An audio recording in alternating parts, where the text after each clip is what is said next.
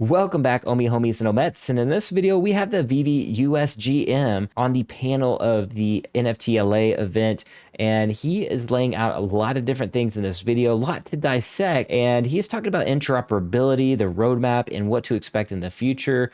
So without further ado, let's just go ahead and dive right in. Be sure you check out my Discord and email us so you can be the first to know about my upcoming NFT drop that is going to be jam-packed with utility. You can also join the YouTube membership and Patreon so you can have a chance to mint one of these NFTs. That's going to be a very limited drop, so be on the lookout for that. I got NFTs, not fungible, wonderful, got pineapples on me. All right, so as you know, I'm using my avatar right now in this video. My hair was messed up, and I just wanted to use the avatar because I thought it was really cool. I know a lot of people are using spatial, but anyways, we're going to jump into the entire panel here and just roll the clip. You know what to do at the end if you enjoy this, and I'll see you guys later. But yeah, let's go ahead and just roll this entire interview. Adler, the USGM for Veve. I've got Tyler Wales, he's brought his own fan crowd.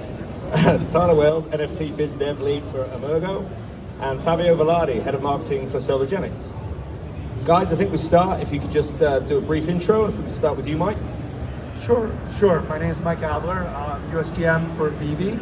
I don't know if everyone's familiar with Veve. We are a mobile-first platform focused on bringing collectibles to market for some of the biggest brands in the world, including Disney, Marvel, DC Comics, Coke, and hundreds of other brands. We launched at the end of 2020, and we've had a great run over the last year and a half so far. Hey everyone, I'm Tyler Wales. I'm Business Dev Lead at Emergo. Emergo is actually one of the founding entities of the Cardano blockchain. The project I'm working on right now is called Fibo.art, and what we're trying to do is onboard artists from across the world who might not be in blockchain right now, but are interested in learning and translating wealth that you can create with NFTs into the actual real world. Let's go. My name is Fabio. I work at Solargenic. We were the first ones to do an NFT marketplace on XRP. We are currently working on it for the past 3 months, focusing on NFTs with utility and overall bringing as well partnerships to the XRP ledger. Thanks, guys. My name's Dave. I'm the CEO and founder of Power Station Studios. We're a creative agency that works with entertainment brands on the strategy and delivery of creative assets to bridge the gap between their IP and the NFT universe. So guys, let's dive into a couple of questions and get into this. So could each of you give me a kind of overview of your view of the past year of the NFT market? And Mike, if we could start with you. Sure. I think the last year has been pretty interesting. I think if you look at where the space has come, NFT 1.0, there's been a ton of people trying to figure out, how do I get into the space? How am I going to go out there, start doing some drops, marketing, become extremely successful? And I think what we've learned is from Veve is that obviously we're leveraging some great brands, but you really have to come up with a good formula. You really have to understand what your objectives are for coming to market, bringing collectibles to the market, bringing NFTs out. And I think what we learned is that, look, there's been a huge increase, huge rise in the NFT space in general, as far as people coming in, speculating, fear of missing out. And I think what we've learned over the last probably 3 or 4 months, it's really going to come down to how we can evolve as a company to come out with real utility and leverage our brands to be able to drive traffic, engagement, and I think that's really where we are right now. Thanks, Mike. And that rationalization of the market, how do you see that playing out over the next 12 months? Look, NFTs are here to stay. Collectibles are here to stay long term.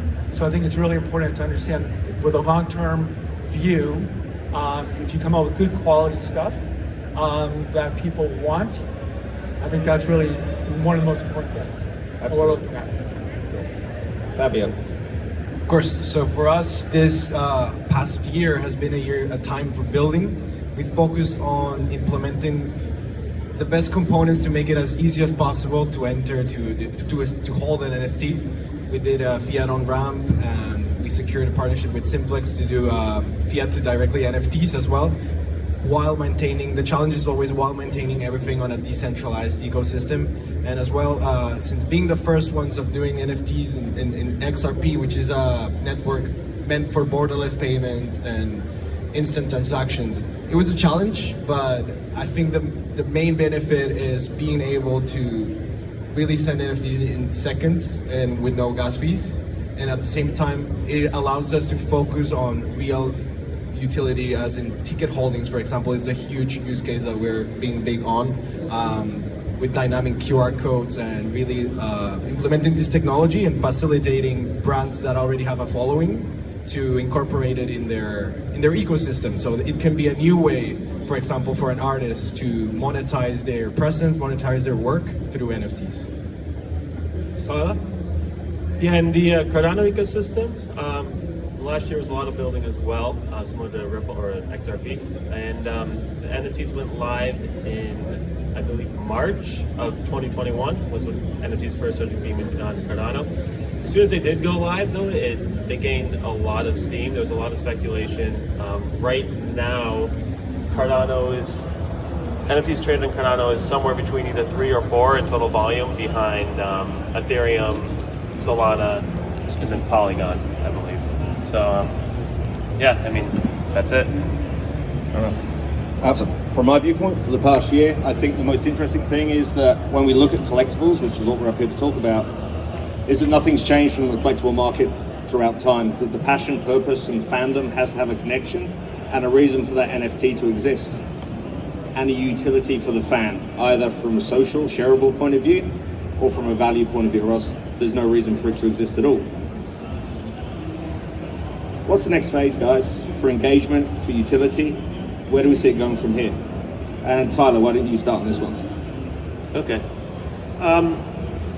I think I'll sum up the past again one more time. But in the 2021, there was a lot of NFTs that launched where they established brand really quickly and they established community really well. Because they had brand and community, that equals success. People wanted to buy into it. I think for the long term, though, there needs to be a why behind the project and then the actual utility of it. The why might be the purpose. Like, what does this NFT actually support? Is it a brand that it supports? Is it a cause that it supports? And then the utility is, how does that NFT work within the ecosystem that it lives? Does it give someone the ability to vote on something? Does it give someone an actual ID in a metaverse? What is its purpose? Why is it there? And then how does it work there? And I think that's like who builds that sort of infrastructure is going to be the types of projects that start to take the lead in this next phase. Well, I personally think one of the keywords right now is ecosystem, in a way that NFT projects right now should structure themselves as a startup in a way. They and we see this, we advise projects and we also implement tools for them, for example a launchpad. And I think a launchpad, for example, is one of the best ways to actually kickstart a community right from scratch by raising funds on a chain of your liking. And of course, another topic that has been really hot in the past few months is interoperability, because if we talk about Metaverse, for example, if you just have closed Metaverse, it's the same as having gaming. So interoperability, I think, is going to be a keyword in the next year, as in how do you purchase an NFT and you're able to use it in different blockchains and still have that value of ownership, authenticity, and utility that we were talking about. So, to piggyback on what you guys said, I think ownership is really important. If you want to buy something that you want to own, at the end of the day, if it goes up in price, goes down in price, you're happy to own it. But the most important thing is really going to come down to activation. You know, you don't want to go to an app, you don't want to go on a platform and have 200, 300 collectibles or NFTs just sitting around doing nothing.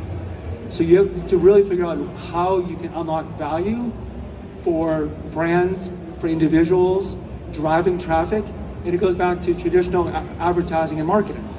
You know, at the end of the day, if you own 2 or 3 collectibles, what will that unlock? Whether you can get a free ticket to a concert. Like for us, a clear example is for the first year of Disney Plus, on their anniversary, we came out with Disney Moments. And we were trying to think, how can we really bridge the gap and get that activation? And people who got specific collectibles, whether it's ultra rare or super rare, got either a 3-month subscription to Disney Plus or a 12-month subscription to Disney Plus. So those are the type of things where I think we're in the first inning. I think there's a lot of things that can happen, but unlocking value, figuring that out, what the objectives are, and from a collector standpoint, buying stuff that you really want to own, that you want to share, that's unique, whether it's art, whether it's pop culture, whether it's music. I think that's what it's all about. I think it's ownership and activation, which is going to be the key. And I think brands are trying to figure it out. Companies like Veve, we're right in the middle, trying to figure out what brands want.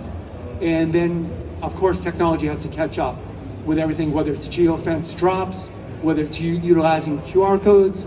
And there's a lot of different things that can happen, but I think we're just in the beginning of where we're going to go over the next, hopefully 5 to 10 years when it comes to collectibles, NFTs, blockchain, Metaverse. All these things are going to come, and things are going to change over the next years. And the actual way you're going to use an NFT or a collectible is going to change based on what we think today versus what it's going to be, 3 to 5 years down the path. Yeah. I'll come back to metaverses in a minute because I think it's a whole conversation we can get into. But Mike, you raise an interesting point there in terms of utility.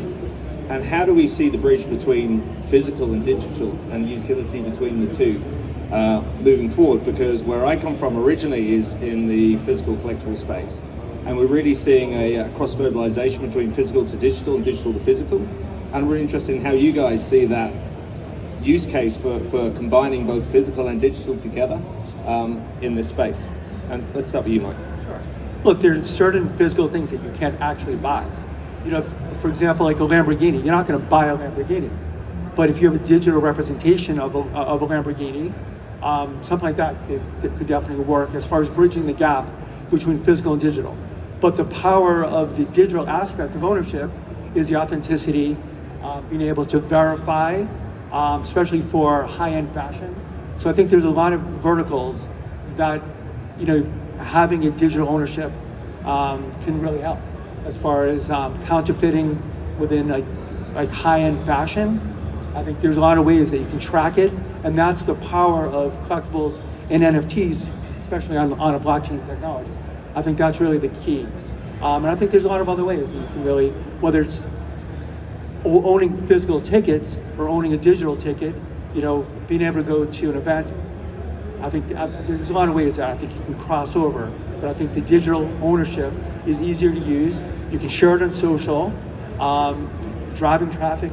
So I think there's a lot of ways that I think they pair together really well, in the physical and digital world.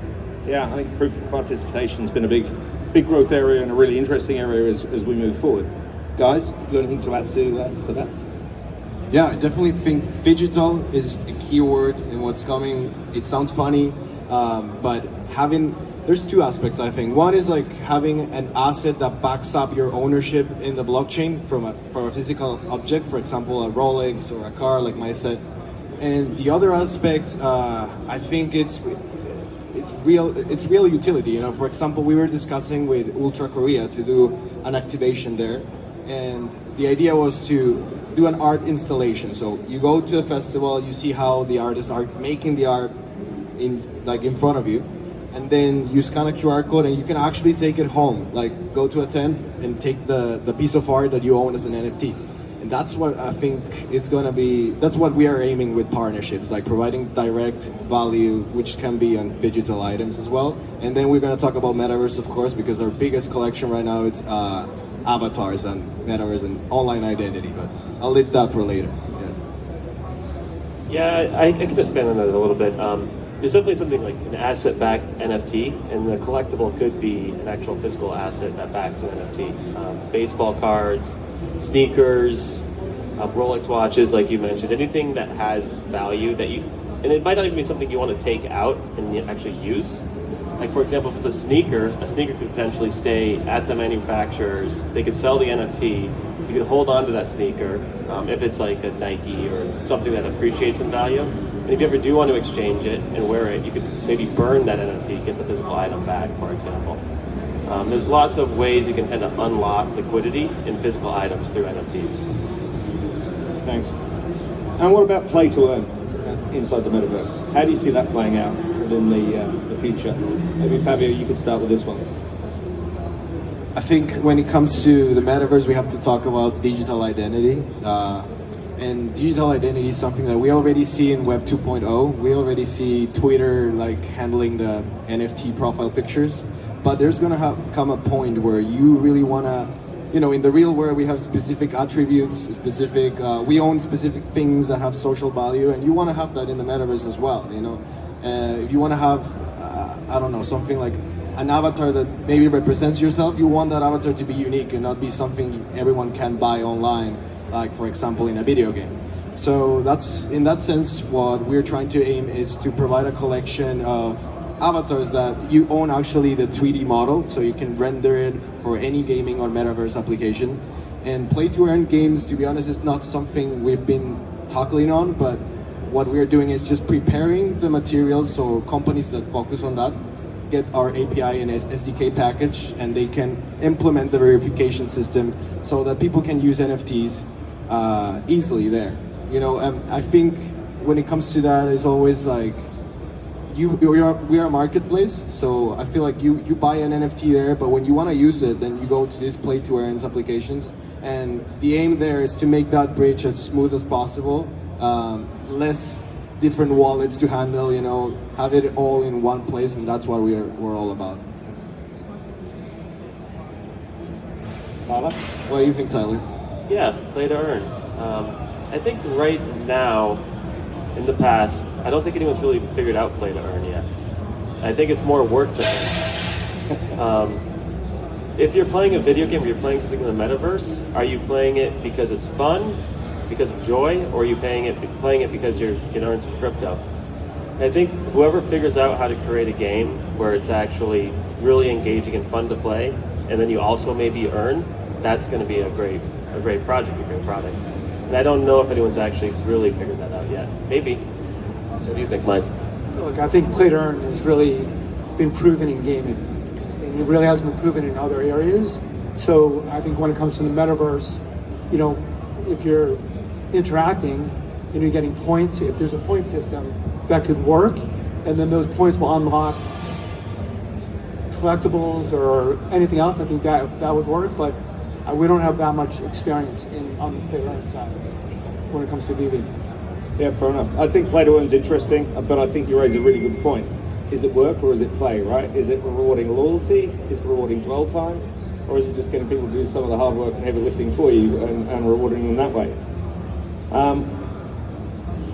What about startups? We spoke about some big brands. What about NFTs as startups? The importance of brand and purpose within that. And we were speaking earlier before we came on stage about driving awareness and social for those startups. So how do we view, because a lot of people out there will be wanting to launch their project, won't necessarily be a Disney or a Universal or a Nickelodeon. How do you see launching a brand into the metaverse and the NFT space? Tyler, let's start with you.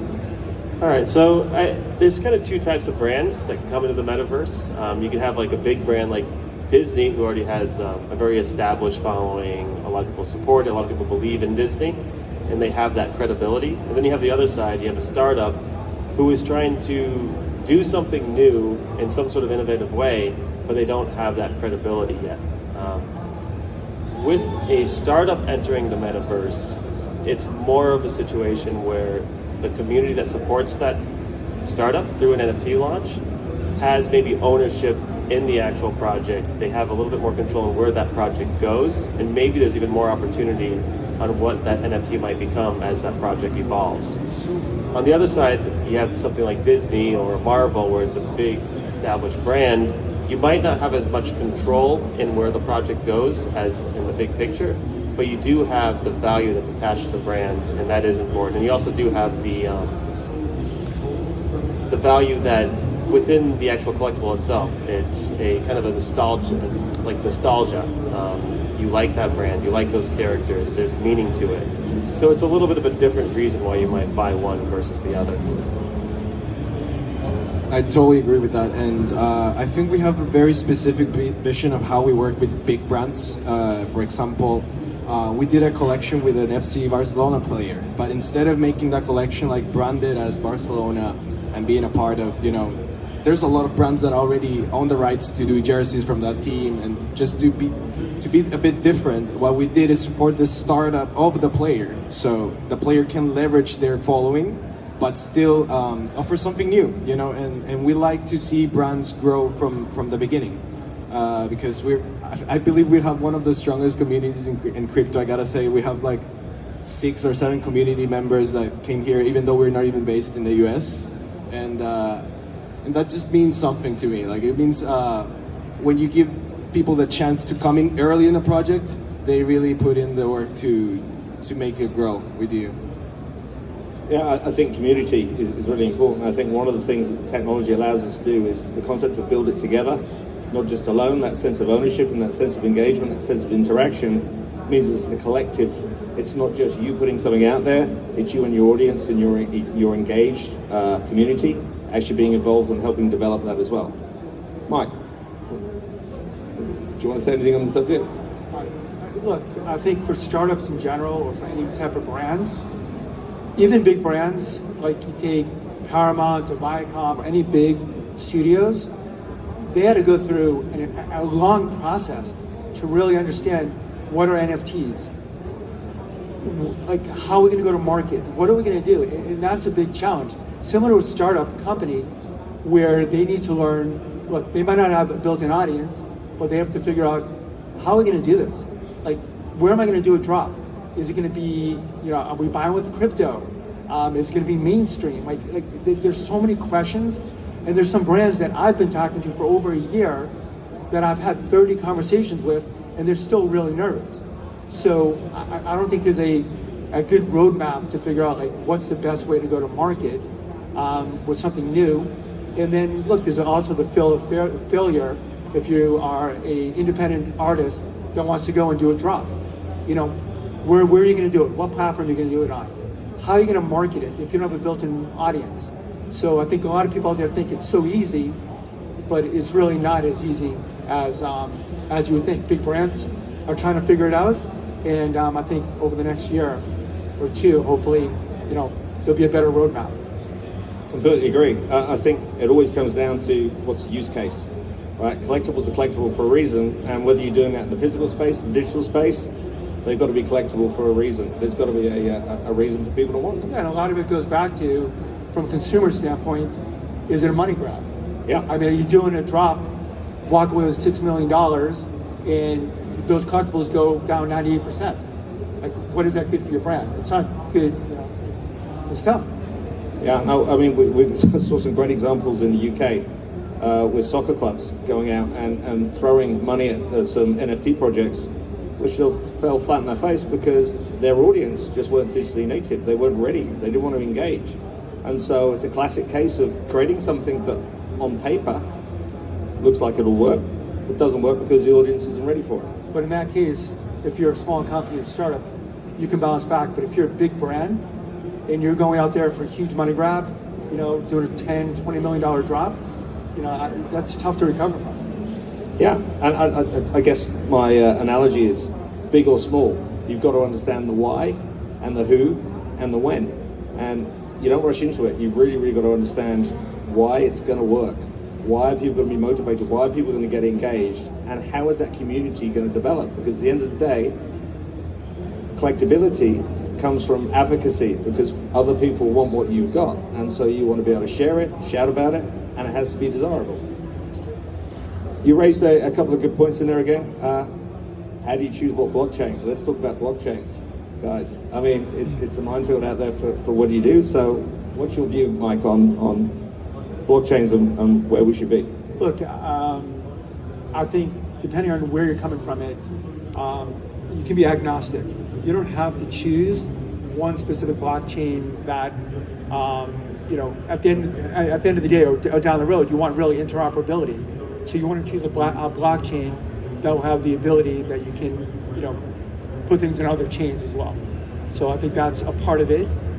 We chose Immutable X, which is 98% less gas fees.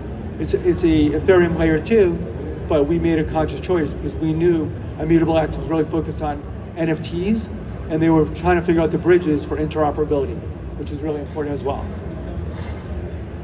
Tyler? Yeah, no, Mike got louder. Interoperability is key. I think I look at blockchains a lot like digital countries. Lots of blockchains going to have their own community, their own sort of belief system almost, their own way of speaking with each other, their own types of NFTs they buy. They have their own identity. But imagine if we never actually traveled to any other country or any other state and we all just worked in silos and didn't actually interact with cross-commerce and actually build wealth as a globe. If blockchains don't become more interoperable, that is essentially like the same thing. So it's super important for there to be interoperability. As far as what blockchain to choose, it comes down to your values, where you find the most opportunity to build initial community if you're a new project, and also what the technology is. And I think lots of different blockchains have different benefits to them. I can talk a little bit about Cardano. It's a proof-of-stake blockchain. It's environmentally friendly, has deterministic fees, and the fees are very small for transactions. But any blockchain that is decentralized and has a strong community and has the tools available to develop on is a viable blockchain for a project if you're looking to launch. Yeah, I agree with interoperability, but I can talk of why when it talks, for me it's opportunity. Like, why are we on XRP? We saw that they have a strong community, and we saw an opportunity to really leverage fast and secure transactions and really have a powerful decentralized marketplace.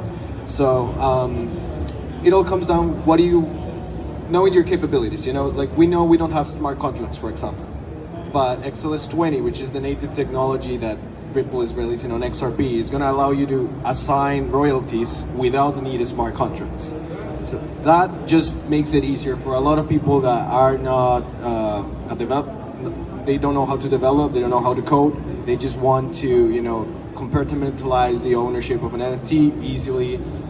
Personally, I come from a music background, so for me, for example, that opens up a door for tracking, for example, samples on the music industry, and just a lot of opportunities that come down to being able to use this technology as easy and fast as possible. But of course, like I said, if you want to do more complicated stuff with smart contracts, I wouldn't go with the blockchain I'm on right now, you know?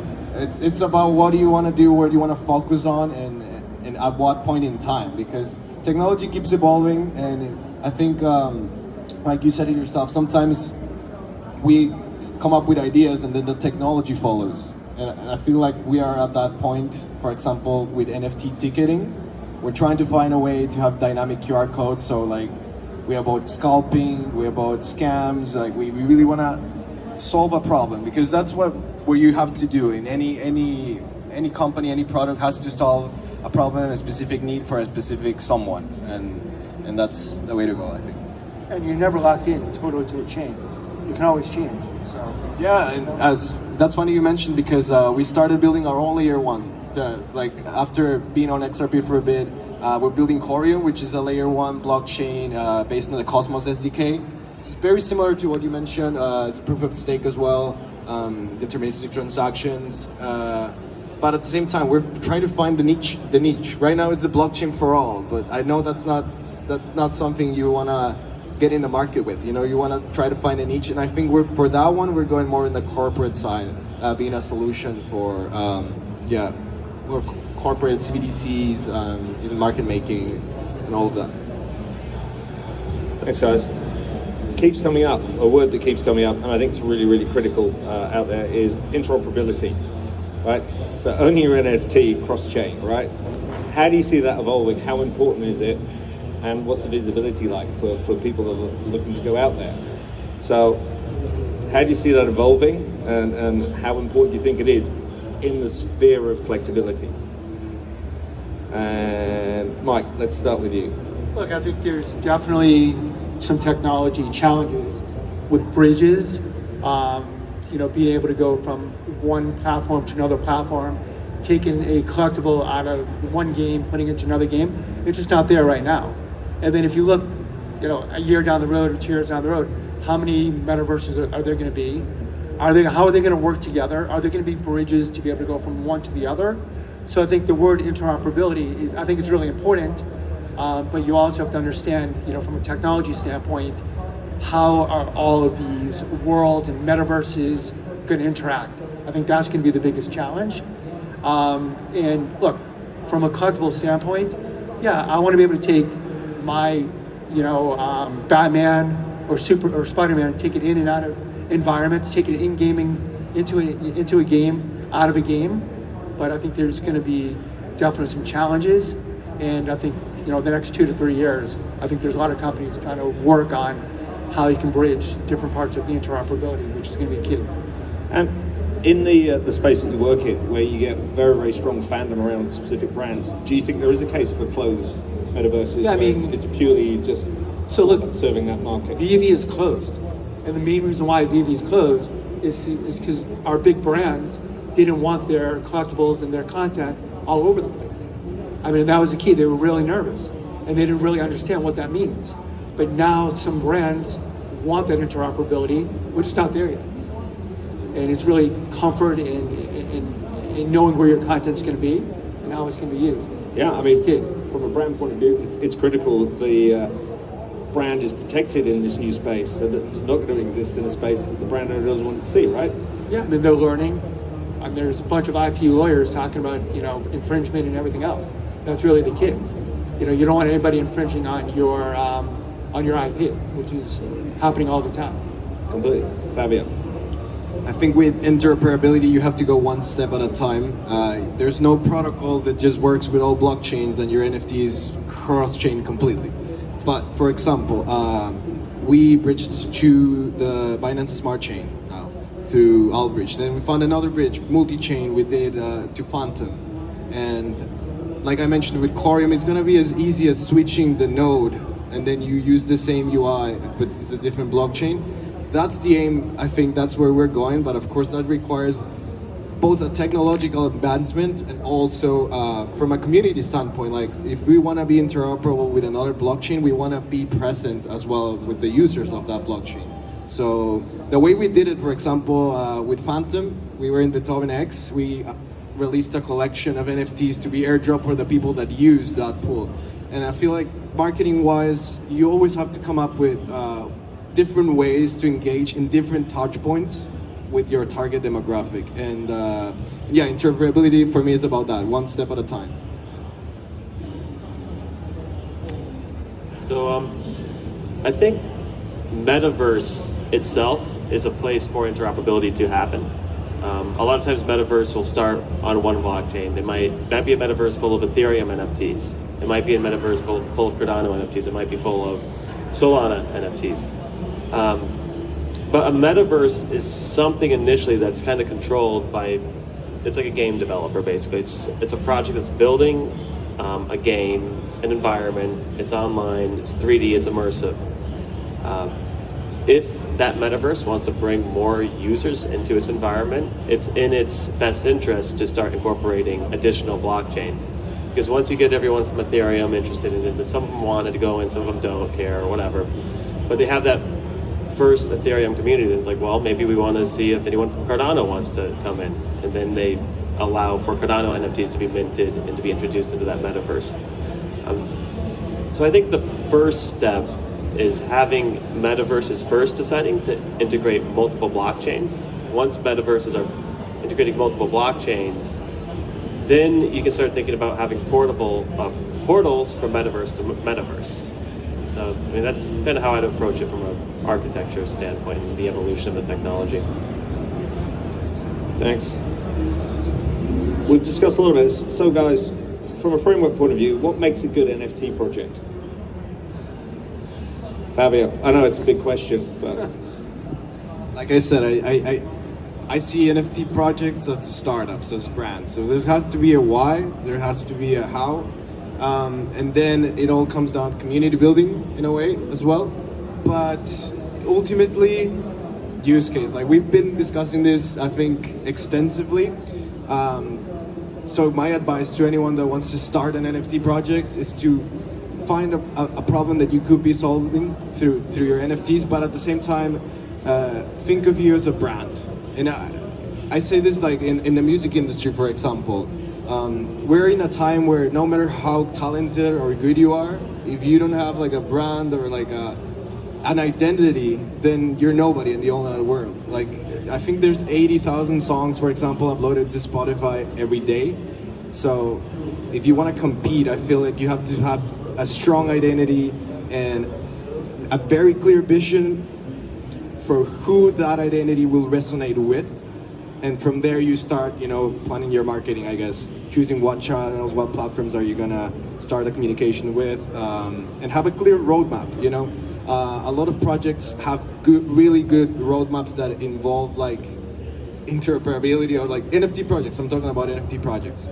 And having that clear from a very earliest stage of the project allows you to really get in the value of good partnerships from the beginning. Because, for example, we give out grants and we take into consideration how serious people are about the project in terms of having deliverable timelines, or for example, do feasible things, because some projects just, ownership is not enough anymore. If you say, oh, my strategy is to release 10,000 NFTs and that's gonna be it, that's not enough for me to be incentivized to buy one. Everyone can be like limited, everything can be exclusive, but it comes more to what are you gonna do with that, what's your roadmap, and it's for the partnerships and for the consumer as well. Yeah, no, I agree on brand, without a doubt. I think, the brand's got to be strong. Narrative and context is key, and that's why some big brands, you've got to have a story, and it's got to be something that people can understand, engage, and get involved with, and then that leads through to engagement.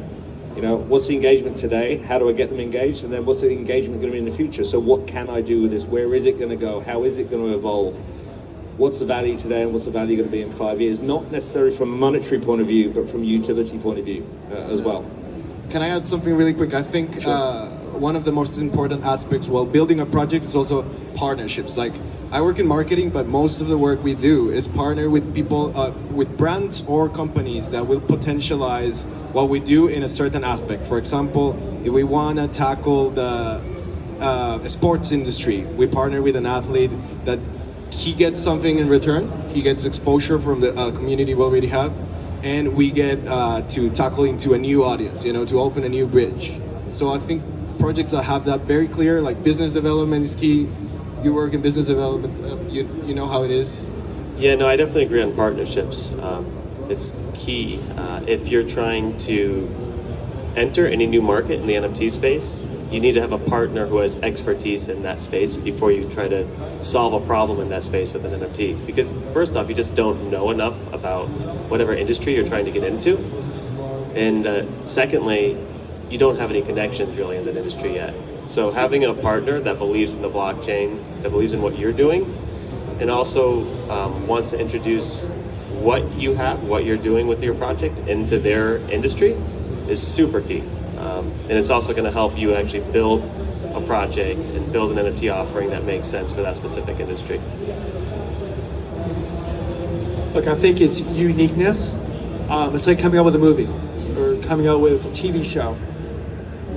You want originality, you want creativity, and you want to be able to bring something to market that there's not 30 other things out there.